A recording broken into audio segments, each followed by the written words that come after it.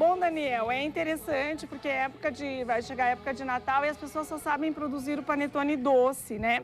Então, a nossa sugestão hoje é um salgado que depois, passando essa época, nós podemos fazer como pães, daí um pão de forma. Então, nós vamos utilizar, em primeiro lugar, o fermento fresco, certo? 45 gramas de fermento fresco. 45 gramas, cada cubinho é 15? 15, tá? 15, 1 mais 1, são 30 mais 1, Exato. 45, né? E tem a opção da aluna usar 1,5 colher de fermento seco, se ela gosta. O sal, tá? Nós vamos associar juntamente com o fermento e o açúcar. As 3 colheres de sopa de açúcar. Vamos dar uma leve dissolvida, não precisa muito, né? Fermento com açúcar. E sal. E sal. Porque o sal, ele funciona como equilíbrio numa massa. Mas, Roseni, mas se o panetone é salgado, como é que você põe açúcar? Porque eu preciso deste equilíbrio na massa. Uma massa não pode ser totalmente salgada, porque não combina com o recheio. Tem que dar um leve toque adocicado também para corar o panetone. Ah, o açúcar ajuda ele a ficar coradinho, né, Roseni? Tá, ó, nós vamos colocar a água, certo? Temperatura ambiente, né? E o mais interessante é que esse panetone, ele também pode crescer na geladeira, se quiser. Ele tem um prazo, porque nós vamos usar um emulsificante nesta massa. E nós podemos deixar, se não quisermos fazer a massa agora, podemos deixar a massa 6 horas na geladeira. É super importante esse processo. Ó, aqui nós temos 3 gemas e 3 ovos, tá? Inteiros. O duro foi convencer a galinha a pôr uma gema a mais dentro de cada ovo. Exatamente, né? E o difícil foi tirar também esta gema a mais. O óleo de soja, se as pessoas gostam de azeite, elas podem utilizar o azeite. Ou óleo de soja ou azeite. Pessoal, meninas e meninos, compadre e comadre, vocês estão vendo aí na sua televisão, na sua casa, na sua cozinha, na sua sala, o telefone que cai diretamente aqui na nossa mesa de operações. Ó, eu coloquei... Se você tiver alguma dúvida, você liga e automaticamente a gente já faz a pergunta no ar, tá?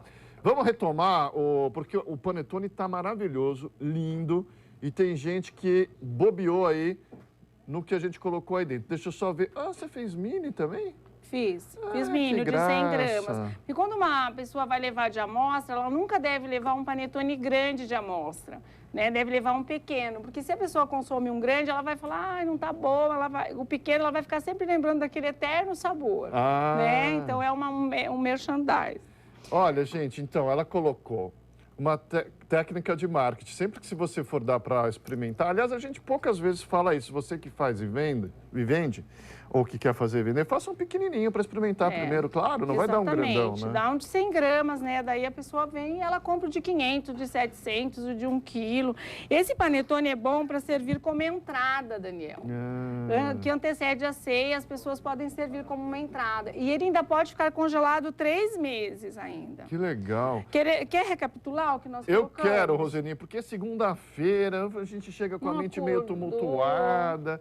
E a geladeira tá vazia, mas também não é dia de ir no sacolão. É verdade. A sala acordou com pacotinho de salgadinho, latinha de cerveja, refrigerante. Todo mundo ficou ontem à noite, de madrugada na sala, nem para tirar as coisas da sala. Eu vou te falar, viu? Deve estar uma maravilha. A minha cozinha também está, Daniel. A pia lotada, a máquina já com as roupas de molho. Isso. Calma, uma coisa de cada vez. Vai dar tudo certo. Roseni, 3 cubinhos de fermento para massa biológico, açúcar, sal, 3 ovos mais 3 gemas, água. Isso, foi.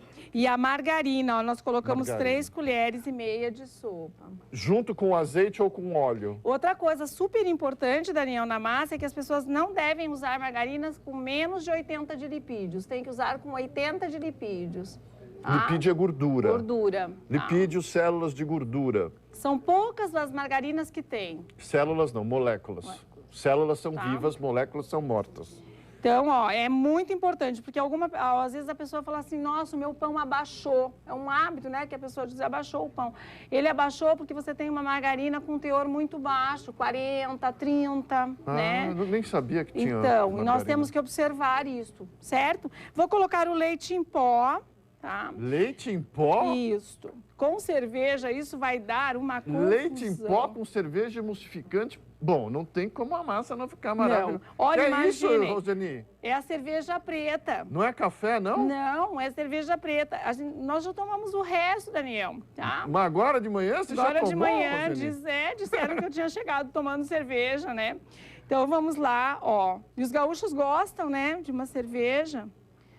Cerveja Olha, preta. isso aqui também me dá um pão maravilhoso. E eu vou colocar, se vocês quiserem agregar um pouquinho de cúmel, ó.